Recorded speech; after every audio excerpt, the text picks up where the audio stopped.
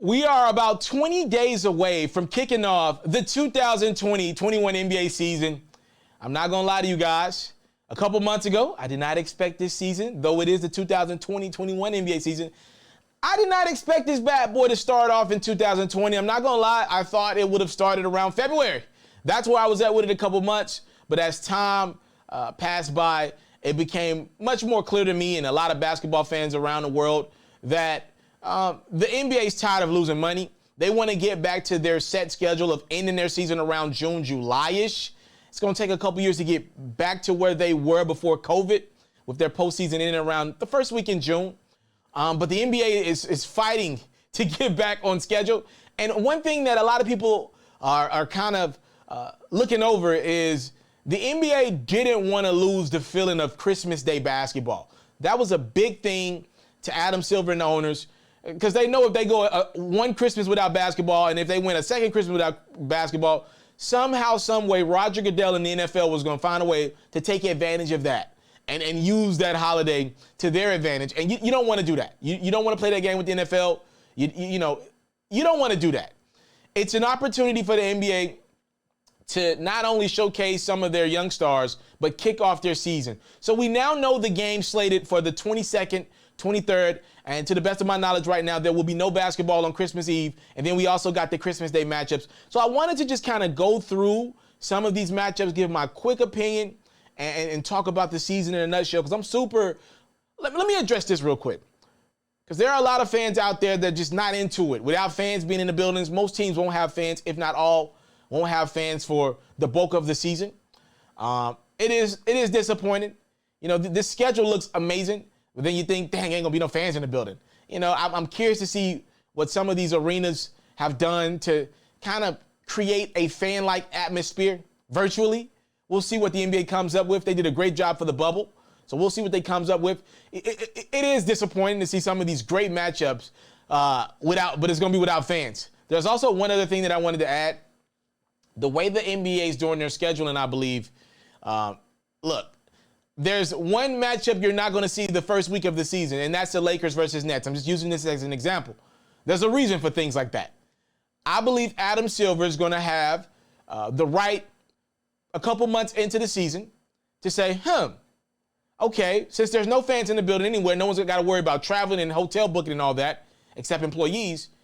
Let's just let's look and see where COVID's at around March. Okay, if the vaccine is working and COVID is somewhat under control and more arenas are getting clearances to have fans and bigger capacities gathering together, okay, around March, April, let's go back in and redo the schedule. So that is something to look out for. You might not see every game of the schedule released in the next couple of days, as we're so accustomed to seeing the schedule just kind of released. They always do the Christmas Day matchups, then they do the first week games, and then we get the rest of the schedule. You might not get that this year, and that's by design. Adam Silver wants to be able to save some of those great matchups if he can get fans in the building, right? If he can get LeBron to Atlanta with fans in April, he's going to want to do that. If he can get some of his young stars like Luka Doncic playing against the Lakers in Los Angeles at least once with fans, he's going to do that. So just kind of be on the lookout for that. And again, if you're kind of down on the season, not being able to go see some of your favorite stars, it'll get better. We'll get back to normalcy at some point in the next couple of years, and just try to enjoy the game for what it is. At least we got something. And I don't think the NBA is going to be a disaster, because I think they were able to already figure some things out with COVID. Remember, the NBA is going to be the first major sport to go around at this thing for the second time. So I think there are some things that the NBA's figured out. And, worst case scenario, if an athlete gets COVID, okay, things will move on. And most of these athletes in the NBA have already been through COVID. So we'll see how it goes. Let's kick off the season December 22nd. We're going to Brooklyn as Steph Curry will take on his former teammate Kevin Durant. I call this the see where everybody's at game. Yes, we're kicking the season off with Steph Curry, Draymond Green, no Klay Thompson, but you do have the number 2 pick in this year's draft, James Wiseman out of Memphis. They're heading up Brooklyn. Finally, Brooklyn will be in the house. No James Harden, but we're seeing the new look Kevin Durant-led, Kyrie Irving-led Brooklyn Nets for the first time. Remember, that team's very talented. Spencer Dinwiddie's still there. Karis LeVert's still there. They gave Joe Harris a big deal that I still don't understand. Brooklyn and the Golden State Warriors will kick off our season. That's a big game. Like I said, I just want to see where everybody's at from a health standpoint. There's a lot of injured bodies in that game. We missed a lot of these guys, man. The NBA needs Kevin Durant, Kyrie Irving, Steph Curry, Draymond Green's mine. We need these guys healthy. All right, so that's how we kick off the season. And then the nightcap on the 22nd will be the Battle of Los Angeles, round 5, as the Los Angeles Lakers will host the Clippers. Now, this one's going to get a lot more interesting than last year. The Lakers have switched out a lot of their roster. This is technically ring night, by the way. They're going to raise that banner. Half the team is gone. You know, Montrezl Harrell is there, and he was a Clipper last year, so that's going to be something interesting to look out for. Lakers, Clippers. Obviously, this is the avenge year for Kawhi Leonard and Paul George. They got something to prove. They got to get to the finals this year. It's simple as that. They got to get to the finals this year. Now we're going to move on to December 23rd. We got a couple of good games. Again, this is a Wednesday night ESPN doubleheader where we're going to start this bad boy off with the MVP of our league, Giannis Antetokounmpo, Drew Holiday, Chris Middleton, the new look Milwaukee Bucks. No Eric Bledsoe, no George Hill for the first time in a while. They'll be heading to Boston to take on Jason Tatum, Jaylen Brown. Marcus Smart will be the starting point guard for the Boston Celtics, and that's in Boston. Kemba Walker's going to start the season off injured, and hopefully he'll be back. I think he got a shot or two in his knee. So he should be back at some point in January, and he needed that. Let's not rush Kemba back. Tatum and Brown are more than capable to win regular season games. They can get it done. I'm interested to see that matchup, though, opening week of the season. And then the nightcap, I like this one as well, man. I really like this game.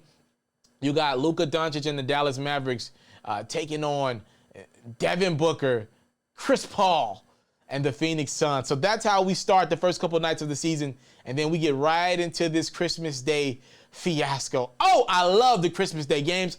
I've seen a lot of complaints about the Christmas Day schedule. Let me just say this, Pharaoh talking, I love the Christmas Day matchups. I think the NBA hit the nail on the head. They've accomplished every goal that they wanted to do. You don't want to give away the big matchups, but you want to make sure you incorporate the young stars and put them against some of the more established stars. That's what the NBA wanted to do. It was clear as day. And they did it, right? I want to make sure I get these home games correctly here. So I'm going to read these bad boys off. Don't hold it against me. Usually I know these off the top of my head. We're going to kick it off with the New Orleans Pelicans. That's Zion Williamson's team. He's going to be in Miami to take on Jimmy Butler and the Heat, the Eastern Conference champions. I'm looking forward to see where the Heat are at with it. You know, they've went out and added Avery Bradley to that mix, but they also lost Jay Crowder. So we'll see where Miami's at with it as they kick off their season, the Christmas Day portion of their season at home. Then we got the Golden State Warriors, their second game of the season, taking on the Milwaukee Bucks. That should be a good one. So the Warriors are going to be all over the place to kick it off. Steph Curry, this will be a nice test for him and Draymond Green against Giannis, as the Bucks are going to be kicking off their home schedule. And then we got the Brooklyn Nets at Boston. Kyrie Irving will be making his way back to Boston again, but this time he's got a 7-footer that can shoot the jump shot as great as we've ever seen in this league. And Kevin Durant, he'll be heading to Boston this time around with him. And I think the Celtics that, Jason Tatum, I asked this question the other day, how many more years will Kevin Durant be better than Jason Tatum? That was a question that I asked, and we'll get our first glimpse of that hopefully on Christmas Day. Luka Doncic and the Dallas Mavericks are going to take on the Los Angeles Lakers at 8 o'clock. That's an interesting place to put the Lakers at. I like that. Usually after the 2:30 game, around that 5 o'clock game, that's when people start to turn the TVs off.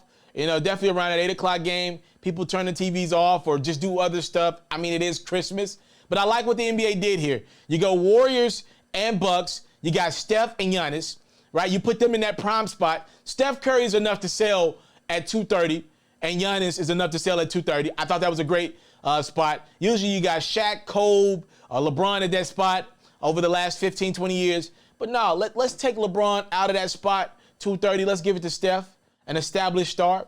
And then at 5 o'clock, we keep that momentum rolling. We got the Nets and the Celtics. We put in Kevin Durant, who's another one of our established stars. Kyrie Irving, another established stars. These are two of the 5 biggest brands in the NBA, especially what they got going with Nike.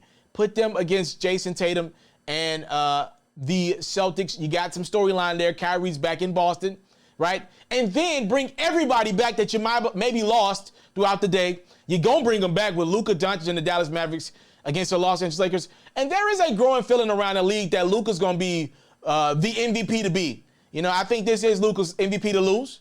And I would not be surprised one bit if he wins it this year. Look at his team.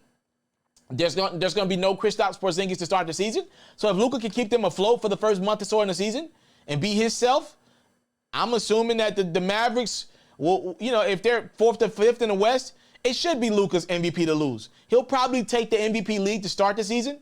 And wouldn't it be nice for Luka to beat the Lakers on Christmas Day pretty much by himself? So Luka's going to get a chance at the Lakers at 8 o'clock on Christmas Day. That's Eastern time. And then the nightcap is incredible. You know, you hold the fans over with LeBron, get them to the nightcap, and damn it, this is one for the ages.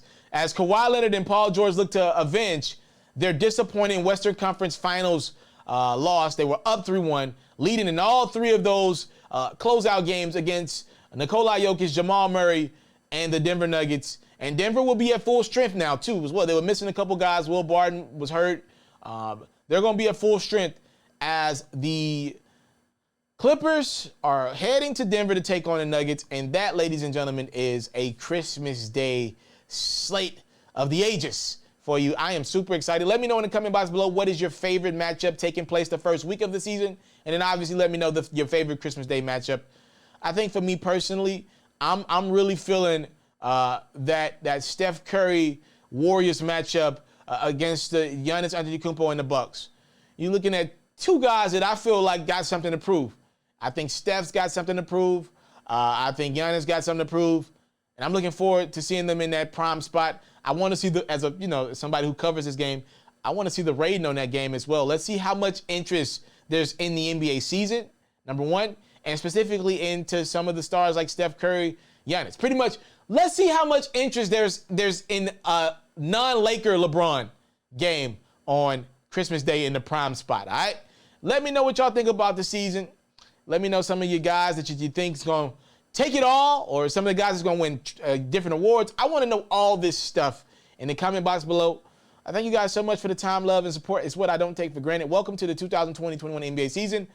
I will kick things off with preseason highlights in the upcoming weeks. I'm out.